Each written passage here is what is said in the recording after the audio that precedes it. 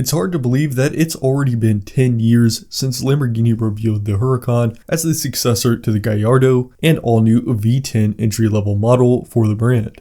Like the Gallardo, the Huracan occupied a very important spot in Lamborghini's lineup, being more of the volume model, relatively speaking of course.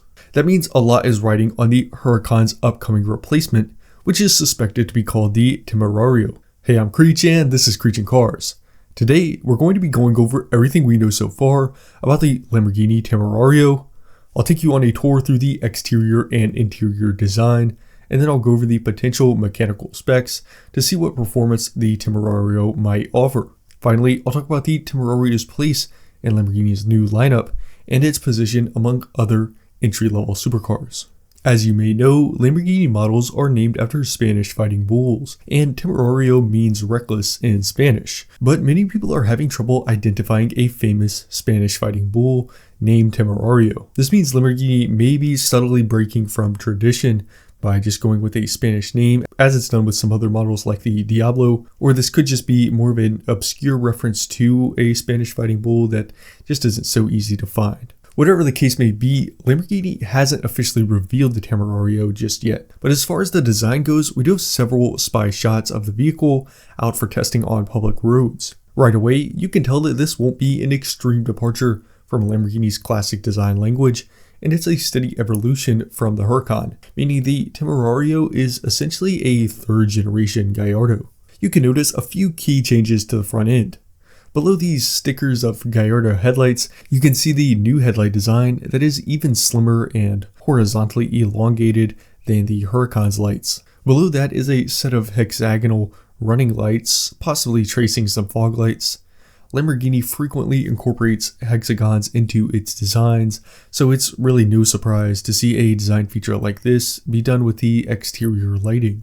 While the overall shape remains very similar to the Huracan, some more changes do take place past the doors. The Huracan's roofline extended towards the rear quarter panels, creating sort of a shroud over the air intakes. But the roofline on the Temerario tapers inwards, leaving a more flattened hip, which I think gives the Temerario a lower and more aggressive stance. Up top, there's a double bubble design that accentuates the seating positions from the outside. The rear air curtain is also significantly larger on the Temerario, meaning drivers should see increased brake performance and better overall aerodynamics. The Huracan's drag coefficient is about 0.39, and I suspect the Temerario's may be closer to around 0.34. Coming around back, there are small LED taillights that I suspect are just placeholders for now, but we can see some other really neat looking features. I really like the rear diffuser design and just how much of the rear tires are exposed. It sort of reminds me of the tumbler from The Dark Knight. The center mounted exhaust also looks really cool, and I like how the designers went with something more unique here. It's just one exhaust tip, but it's a giant hexagon that really screams Lamborghini when you see the car from behind. There are some big updates to the interior that we can get a glimpse of through some of the spy shots. Here we're able to see a squared center infotainment screen that's mounted up much higher than the screen in the Huracan. This is a much more traditional and ergonomic placement for this infotainment screen.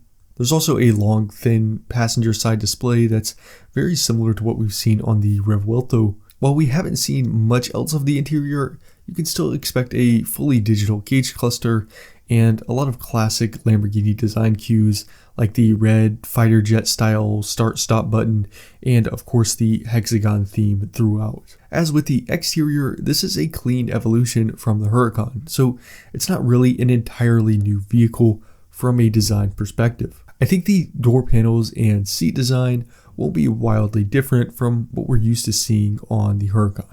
As with any supercar, performance is of utmost priority. While the Gallardo and Huracan both famously used a V10 engine, several reports are suggesting that the Temerario will come with a smaller V8. Lamborghini fans may despise this decision, but it shouldn't be surprising at all. This is just simply the era we are in. The V8 shouldn't be lacking in power, however, because unlike its predecessors, this engine will have forced induction with a twin-turbo setup, and it will be a hybrid. I think the turbo-hybrid combo will work really well here. The electric motors can provide the instant torque to get the car moving, while the turbos can charge up and be ready to take over at higher speeds, so theoretically, a Lamborghini could completely eliminate turbo lag. This engine is the same 4.0 liter V8 used in the Urus, but the Urus doesn't have the hybrid option yet, and the Temerario will also get the quicker dual clutch 8-speed transmission used by the Revuelto. The Temerario will use a carbon fiber tub, also ripped straight from the Revuelto. For the Urus, that 4.0 liter V8 makes about 660 horsepower, and with the additional power from the hybrid powertrain, the Temerario should have well over 700 horsepower, if not close to 800 horsepower, and more than 700 pound-feet of torque. 0 to 60 should come in about 2.5 seconds, and a top speed should be around 210 miles per hour. The official reveal of the Temerario will take place this August at the Pebble Beach Concours, and the Temerario should go on sale soon thereafter, likely as a 2025 or 2026 model year. It will be built at Lamborghini's factory in Bologna. As I mentioned earlier, the Huracan sits at a crucial spot in Lamborghini's lineup, but this lineup has really been shaken up with the popularity of the Urus and just super SUVs in general that have really had a meteoric rise over the past few years.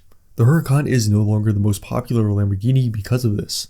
However, this doesn't mean the Huracan has really been hurt by the tremendous popularity of the Urus, as the vast majority of Urus buyers are new to the brand. This means Lamborghini's core market of supercar buyers are still looking for a traditional, low-slung two-seater, and I think the Temerario is shaping up to be an excellent replacement for the Huracan, and for that main target market, it will maintain Lamborghini's status as a premier supercar maker, even without the V10. So there's everything we know so far about the upcoming Lamborghini Temerario, the all-new entry-level supercar from Lamborghini that is set to replace a future classic. I hope you enjoyed this video. If you did, please give it a like, as that helps me out a lot.